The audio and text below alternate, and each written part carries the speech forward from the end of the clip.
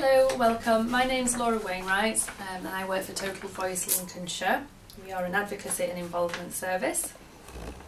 My name's David and I also work for Total Voice Lincolnshire and I'm a project worker.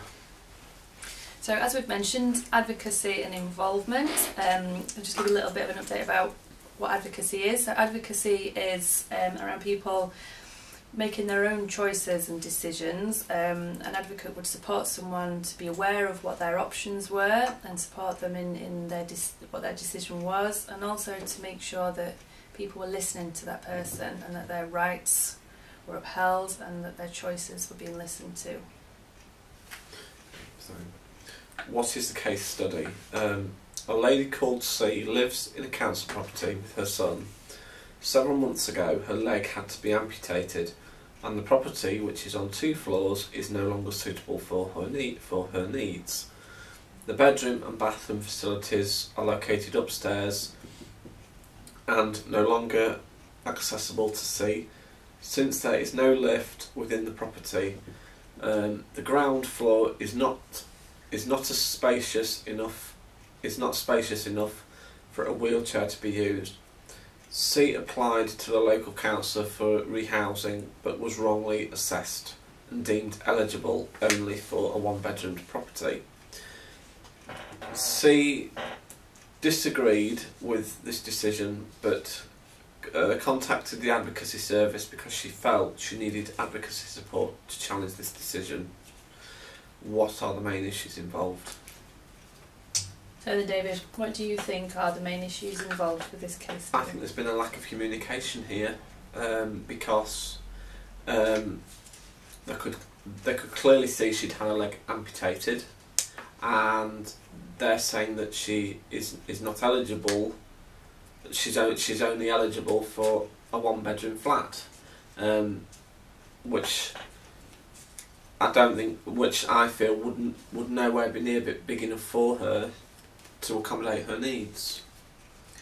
Okay, and a 1-bedroom flat, is there just one person living in the flat? How many people live in there?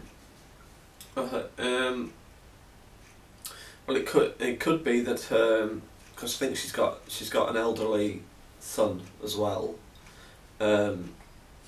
but.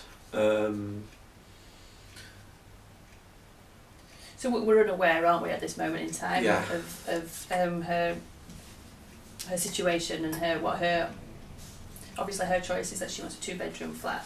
Yeah. Yeah. So what are the other issues? Lack of access. Okay. Yeah. So clearly there's lack of access in her house. It's on 2 floors. And she obviously can't get upstairs where the bathroom and bedroom facilities are. So her current flat is no longer fit for her needs. Yeah. So she would need something tailored to her needs now. Mhm. And so for something to be tailored to her needs, do you think that she's entitled to that, or she's not entitled to that? Yeah. Yes. Yeah. I believe she has got the right to move freely around her house, no matter what kind of condition she's got. I think she deserves to live independently in her house and have the right to an accessible property. Okay. Thank you. Thank you.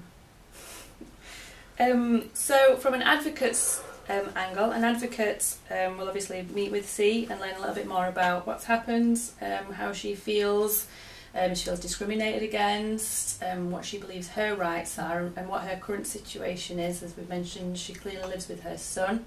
Is he dependent on her? Is she dependent on him? So it's looking at, actually, like you said before, has there been a lack of communication in doing the assessment, and really pinpointing what C's needs are and what she's entitled to. Yeah. In terms of challenging the decision, an advocate could support with this. We would obviously get permission to liaise with the council on her behalf if she wanted that as well. That would be up to C. So we would liaise with the council to find out what has been offered, what their issues are and what their reasons are and things like that, and support C and empower C to do that herself as well. Yeah. One final thing would be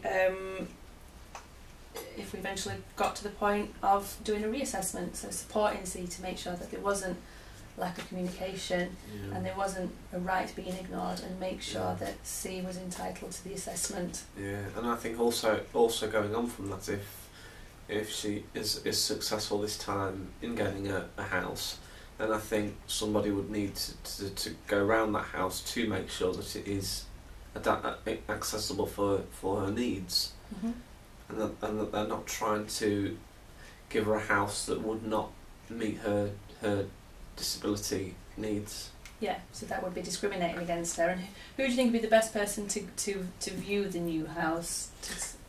Probably the advocate and see herself. And see herself. Yeah, so she can make that decision herself.